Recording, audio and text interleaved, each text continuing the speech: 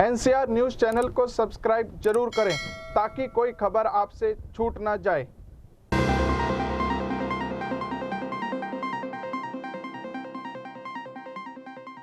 अब तक हम बात कर रहे थे हरियाणा के विकास कार्यों की। आइए अब हम बात करते हैं आर्टेमिस अस्पताल की।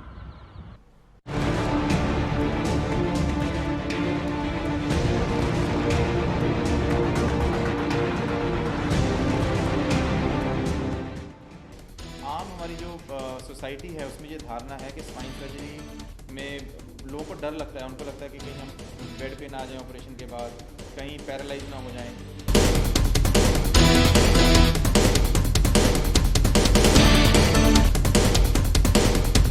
जब शरीर बन रहा होता है उसको अपनी बोन ठीक से ना बनी हो या डिस्क ठीक से ना बनी हो या स्पाइनल कॉर्ड में कोई प्रॉब्लम हो।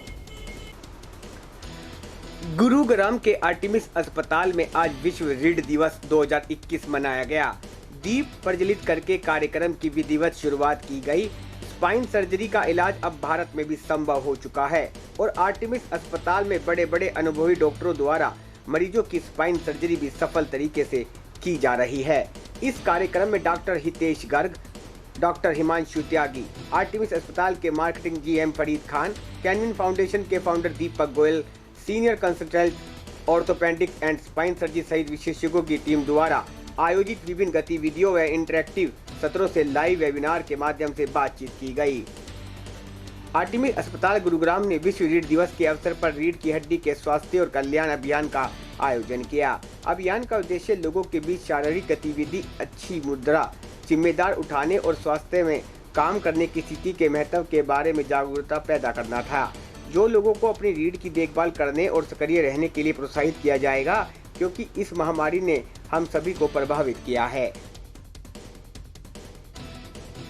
अगर आपने अभी तक हमारा चैनल सब्सक्राइब नहीं किया तो अभी सब्सक्राइब करें और बेल आइकॉन को क्लिक करके हमारी लेटेस्ट वीडियोस के बारे में अपडेट जानें। बेसिकली इस बार हमने ये मंथ को हम सेलिब्रेट कर रहे हैं। इस मंथ को हमने थीम रखा है सेफ स्पाइन सर्जरी मंथ, और इसके लिए हमने वर्ल्ड स्पाइन डे को चुना है और हमारे पेशेंट्स भी हमारे साथ मौजूद हैं। इस वर्ल्ड स्पाइन डे पे हम जो मैसेज आम पब्लिक में देना चाहते हैं, क्योंकि हमारे पास बहुत से पेशेंट आते हैं जिनको कमर में बहुत ज़्यादा दर्द है, जिनकी नसों में दबाव होने की वजह से टांगों में दर्द जा रहा है और कई पेशेंट में कमज़ोरी भी आ रही है टांगों में। लेकिन आम हमारी जो सोसाइटी है उसमें ये धारणा है कि स्पाइन सर्जरी में लोगों को डर लगता है, उनको लगता है कि कहीं हम बेड पे ना आ जाएं ऑपरेशन के बाद, कहीं पैरालाइज ना हो जाएं।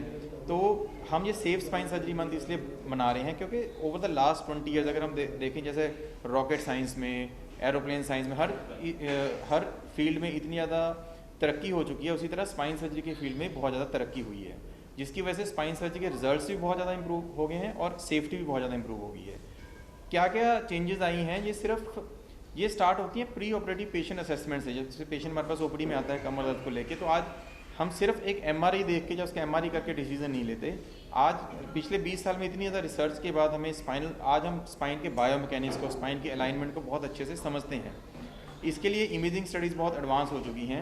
जैसे मैं कुछ एग्जांपल दूंगा, हमने आर्टेमिस में अब 3 फीट एक्सरे फिल्म लगाई है। 3 फीट का मतलब होता है कि पेशेंट को स्टैंडिंग पोजीशन में हम फुल लेंथ एक्सरे ले सकते हैं, जिससे हम पूरी की पूरी स्पाइन को एक ही व्यू में देख सकते हैं, जिससे नॉर्मल स्पाइनल अलाइनमेंट मेंटेन करने में हेल्प मिलती है। जबकि तो हम सिर्फ एक पर्टिकुलर एरिया को फोकस नहीं कर रहे हैं, हम एक ओवरऑल पेशेंट की अलाइनमेंट देख रहे हैं, जिससे हमारे रिजल्ट्स इंप्रूव हुए हैं।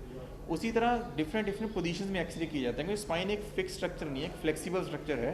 तो आगे झुकने पे स्पाइन में क्या चेंजेस आ रही हैं, पीछे झुकने में क्या चेंजेस आ रही हैं, उसको बोलते हैं एक्सरेज इन फ्लेक्शन, एक्सरेज इन एक्सटेंशन, तो वो भी किए जाते हैं। उसी तरह MRI, अब 3 टेस्ला MRI मशीन हमारे पास मौजूद है, जिसमें डिटेल में बहुत MRI किया जाता है, और MRI भी आजकल हम डिफरेंट पोजीशंस में कर पाते हैं, MRI इन फ्लेक्शन, MRI इन एक्सटेंशन।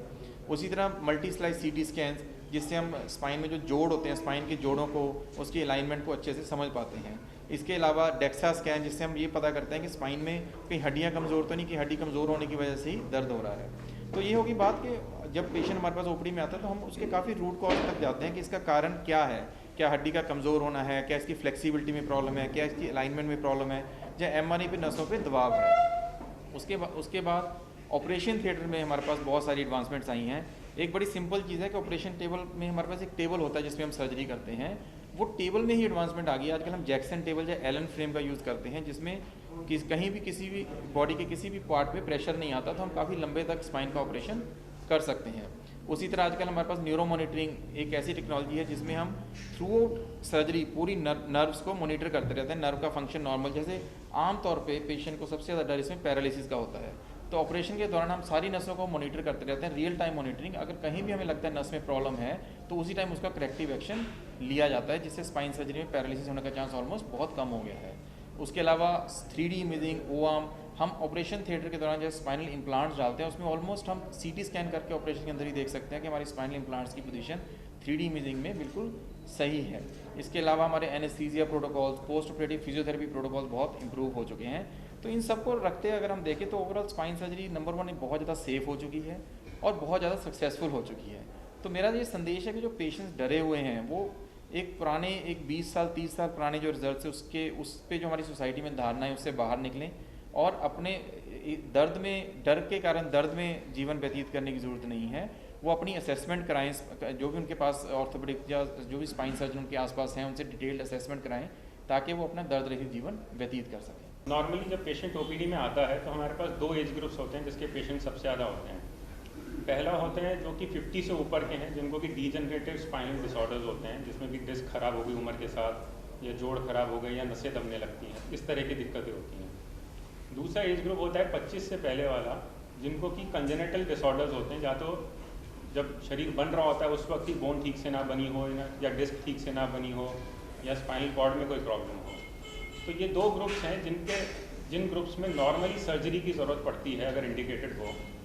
इनके बीच का जो ग्रुप है नॉर्मली जो यंग एडल्ट्स जिन्हें हम कहते हैं, वो लोग आते हैं लाइफस्टाइल रिलेटेड डिजीज़ लेके, जैसे आजकल वर्क फ्रॉम होम चल रहा है तो लंबा लैपटॉप पर रहता है, पुअर पोस्चर रहता है। इस एज ग्रुप में सर्जरी की ज़रूरत कम पड़ती है, कंजर्वेटिव ट्रीटमेंट या लाइफस्टाइल मॉडिफिकेशन से ज़्यादा अच्छे रिजल्ट हैं। बट 60 साल के ऊपर या अगर कोई 15 साल से नीचे का बच्चा आता है बैक पेन लेके या डिफॉर्मिटी लेके या नर्व रिलेटेड सिम्टम्स लेके, तब वो कंडीशन होती है कि जिसमें हम थॉरोली इन्वेस्टिगेट करते हैं और तब सर्जरी की ज़रूरत पड़ने के चांसेस ज़्यादा है। एज ए वुमेन मैं बता दूंगी आज के दिन में post covid I think every woman is a homemaker, I mean she is a homemaker as well as a professional, क्योंकि जो घर में काम करती है एंड प्लस जो वर्क फ्रॉम होम करती है, तो both of these categories they are sitting at home and working from home. क्या करना चाहिए? I think the best thing if someone, because after 40 not everybody, almost if I'm right, 70% of the population, Indian women population has got osteoporosis.